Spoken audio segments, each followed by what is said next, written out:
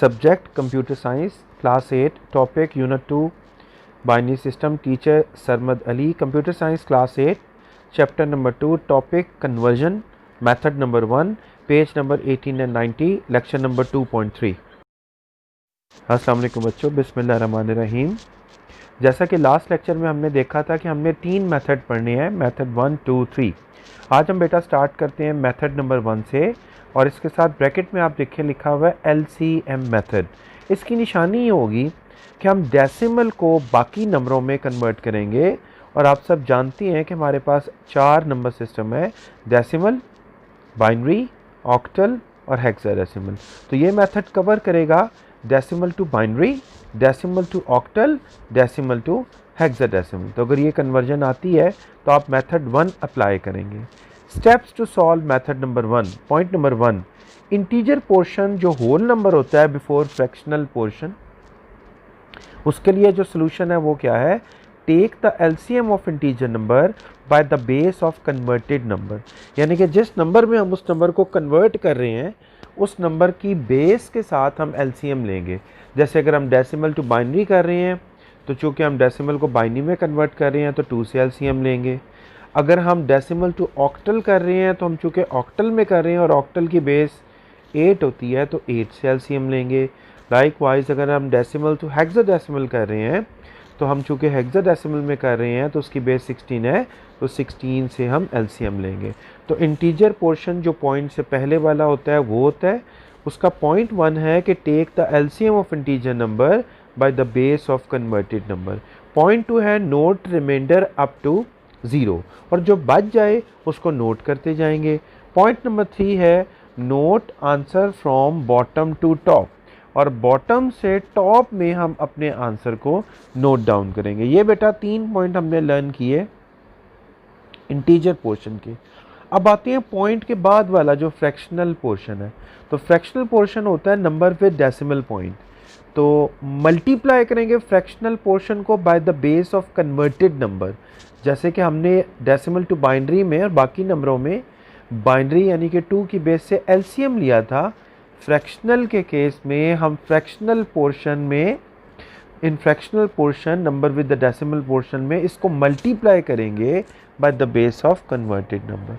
Multiply only fractional number up to 0, यानी कि या तो उस वक्त तक मल्टीप्लाई करते जाएंगे 0 आ जाए, और multiply when fractional number is repeated, या बेटा उस वक्त तक जब तक फ्रैक्शनल नंबर रिपीट ना हो जाए। फर्ज करें कोई आंसर आया है 2.4, तो जब तक 0.4 दोबारा ना आ जाए या 0.0 ना आ जाए, इन दोनों सूरतों के अलावा हम नहीं रुकेंगे। इंटीजर का आंसर तो बेटा हमने कहा था कि इसका आंसर हम बॉटम से टॉप की तरफ नोट करेंगे, जबकि फ्रैक्शनल में हम नोट करेंगे आंसर को टॉप टू बॉटम। आइए बेटा इन पॉइंट्स की लाइट में एक एग्जाम्पल को हल करने की कोशिश करते हैं। बेटा क्वेश्चन देखते हैं जी। मेथड नंबर 1 है और एग्जाम्पल कैसे आपको आएगा question, convert the following decimal number into binary, octal and hexadecimal.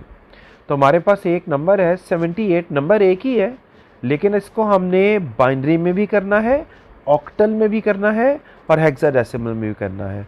दूसरी बात हम ये नोट कर रहे हैं कि ये जो नंबर है 78 ये डेसिमल है। तो अगर हमें कहा जाए कि डेसिमल टू बाइनरी करें या डेसिमल टू ऑक्टल या डेसिमल टू हेक्स, तो चूँकि हम डेसिमल से दूसरे नंबरों में कन्वर्ट कर रहे हैं तो ये बात हम पहले ही जान चुके हैं कि इसको हम मेथड नंबर 1 करते हैं। आइए देखते हैं डेसिमल टू बाइनरी। तो 78 हमने लिखा और 2 से इसका LCM लिया, यानी कि 2 को मल्टीप्लाई करेंगे 39 से तो आंसर आएगा 78। तो कुछ भी नहीं बचा तो हमने 0 लिख दिया। इसी तरह 2 19 38, 1 बच गया, 2 9 18, 1 बच गया, 2 4 8, 1 बच गया, 2 2 4, कुछ नहीं बचा तो 0 लिख दिया। 2 मल्टीप्लाई बाय 1, 2 पूरा डिवाइड हो गया तो हमने 0 लिख दिया। अब हमने इसका आंसर नीचे से ऊपर की तरफ लिखना है, तो मैं साथ साथ हाईलाइट भी कर रहा हूँ। तो बॉटम से टॉप की तरफ चलें तो 1 0 0 1 1 1 0, ये इसका बेटा आंसर होगा। और जब हम लिखेंगे 78 इज इक्वल टू आगे ये आंसर, तो साथ हम 2 की बेस ज़रूर लगाएंगे, क्योंकि ये हम नंबर जो है इसको हम डेसिमल से बाइनरी में कर रहे हैं।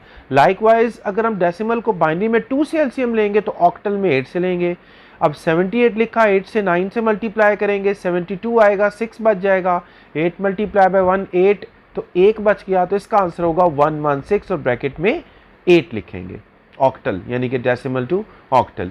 इसी तरह बेटा तीसरा नंबर देखते हैं, जब भी हेक्साडेसिमल में आएगा, अगर आंसर 9 के बाद 10 से बड़ा या उससे ज़्यादा होगा तो आप जानते हैं कि उसकी जगह पे हमारे पास लेटर होते हैं।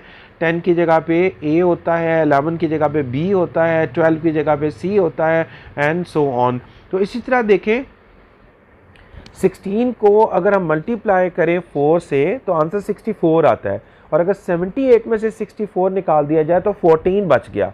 तो इसका मतलब इसका आंसर आया, अगर हम टॉप टू बॉटम यानी कि हम बॉटम टू टॉप अगर नोट करें तो सबसे पहले 4 आएगा, फिर 14 नहीं आएगा बेटा, फिर E आएगा, क्योंकि हमने हेक्साडेसिमल में जब आंसर लिखना होता है तो हम हेक्साडेसिमल 14 नहीं लिख सकते, तो 4E लिखेंगे और साथ में ब्रैकेट में 16 लिखेंगे। तो ये 3 एग्जाम्पल्स हमने हल की हैं पहले मेथड की।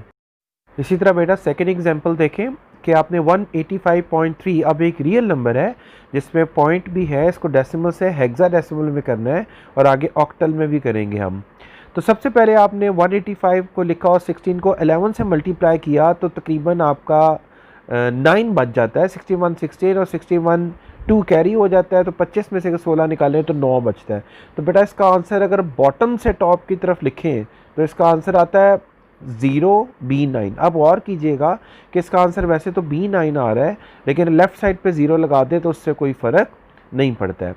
इसी तरह हमने इंटीजर का आंसर निकाला अपने रूल के मुताबिक, हमने 16 से एलसीएम लिया, रिमाइंडर को नोट किया, बॉटम से टॉप में आंसर को नोट किया, तो 185 = 0B9 जो कि हेक्स में। अब आते हैं फ्रैक्शनल की तरफ, तो 0.3 को बेटा जी हम मल्टीप्लाई करेंगे जिस नंबर में कन्वर्ट करना है, और वो है हेक्साडेसिमल, तो हम 16 से मल्टीप्लाई करेंगे। तो टेबल देखें, 16 मल्टीप्लाई बाय 0.3, आंसर आया 4.8। अब बेटा हम फ्रैक्शनल और इंटीजर को नोट करेंगे। 4.8 में 4 इंटीजर है और 8 जो है वो फ्रैक्शनल है। फिर 16 को मल्टीप्लाई किया 0.8 से तो 12.8 आंसर आया। तो 12 जो है वो इंटीजर पार्ट है और फ्रैक्शनल 8 है। चूँकि 12 10 से ज़्यादा हो गया और हेक्स में हम निकाल रहे हैं तो 12 की जगह पे बेटा हमने C लिख दिया। अब फिर दोबारा अगर हम समझने के लिए हम इसको देखें और हम इसको मल्टीप्लाई करें फिर दोबारा 16 मल्टीप्लाई 0.8 से, तो देखें 12.8 रिपीट होता जा रहा है। तो ये तो हमेशा रिपीट होता जाएगा, इसलिए हमने कहा था कि जब फ्रैक्शनल पोर्शन रिपीट हो जाए तो हम मल्टीप्लिकेशन को रोक देते हैं। तो बेटा यहाँ पे हम रुक जाएंगे और इसके आंसर में सिर्फ एक ही C शामिल होगा, जो आखिर वाला रिपीटेड C है वो शामिल नहीं होगा। यानी कि जब 4.8 का आंसर 12.8 आया और 0.8 जो कि फ्रैक्शनल पोर्शन है रिपीट हो गया, तो हम फौरन रुक गए। और इस लिहाज से अगर हम इसका बॉटम से टॉप की तरफ आंसर नोट नहीं करेंगे, आप गौर करें इसका टॉप टू बॉटम चलेगा क्योंकि ये फ्रैक्शनल पोर्शन है, तो इसका आंसर होगा B9.4 C। ये आंसर यहाँ पे सही नहीं लिखा हुआ, इसको करेक्ट भी कर लें, 4C नहीं होना चाहिए, इसका आंसर होना चाहिए B9.4 C। बच्चों हम अगली एग्जांपल देखते हैं मेथड नंबर 1 की, conversion of decimal number into octal. तो पहले हमने डेसिमल को बाइनरी में किया, फिर डेसिमल को हेक्साडेसिमल में किया, अब हम डेसिमल को ऑक्टल में करते हैं। फिर क्वेश्चन एक रियल नंबर है 185.3, 185 का एलसीएम लेंगे, 0.3 को बेटा मल्टीप्लाई करेंगे। अगर इसको हम बाइनरी में करते ये मल 2 से होता, अगर हम हेक्स में करते जो कि पिछले क्वेश्चन में था तो 16 से किया है। इसमें हम इसको ऑक्टल में कर रहे हैं तो 8 से एलसीएम लेंगे। तो सबसे पहले 185 को देखें, 8 से हम मल्टीप्लाई करेंगे 2 को, 16 8 3 24 तो 1 बच गया। फिर 8 2 16 और 23 में से 16 निकाला तो 7 बच गया। बॉटम से टॉप में आंसर नोट किया तो 271 इसका आंसर आ रहा है। तो ये हमारा आंसर आ गया इंटीजर पोर्शन का। इसी तरह बेटा अगर हम 0.3 को 8 से मल्टीप्लाई करेंगे तो 2.4 आएगा। फ्रैक्शनल और इंटीजर में 4 और 2 लिखेंगे, फिर दोबारा करेंगे। अब देखिए गौर वाली बात यह है कि हम 8 को 2.4 में 2.4 से मल्टीप्लाई नहीं करेंगे, सिर्फ फ्रैक्शनल नंबर से करेंगे विच इज़ 0.4 3.2। तो 3 और 2 आ जाएगा, 8 मल्टीप्लाई बाय 0.2 तो 1.6 आंसर आएगा। 1 और 6 नोट करेंगे, 8 मल्टीप्लाई बाय 0.6 तो इसी तरीके से 4 और 8 4.8 में नोट करेंगे और लास्ट वन में 6 और 4 को नोट करेंगे। इसका आंसर बेटा आपका इंटीजर पोर्शन होगा और ये होगा टॉप टू बॉटम, जो कि है 23146। और जब दोनों आंसर्स को ज्वाइन करेंगे तो आंसर बनेगा 271.23146। और आप जानते हैं कि हम आखिर में रुके इसलिए कि पहला आंसर था 2.4 और 8 मल्टीप्लाई बाय 0.8 का आंसर है 6.4, जो कि फ्रैक्शनल पोर्शन की रेपिटेशन है। 0.4 रिपीट हो गया है, इसलिए हम मल्टीप्लाई करते करते रुक गए। तो ये मेरे बच्चों आज हमने पहला मेथड इस लेक्चर में कवर किया है।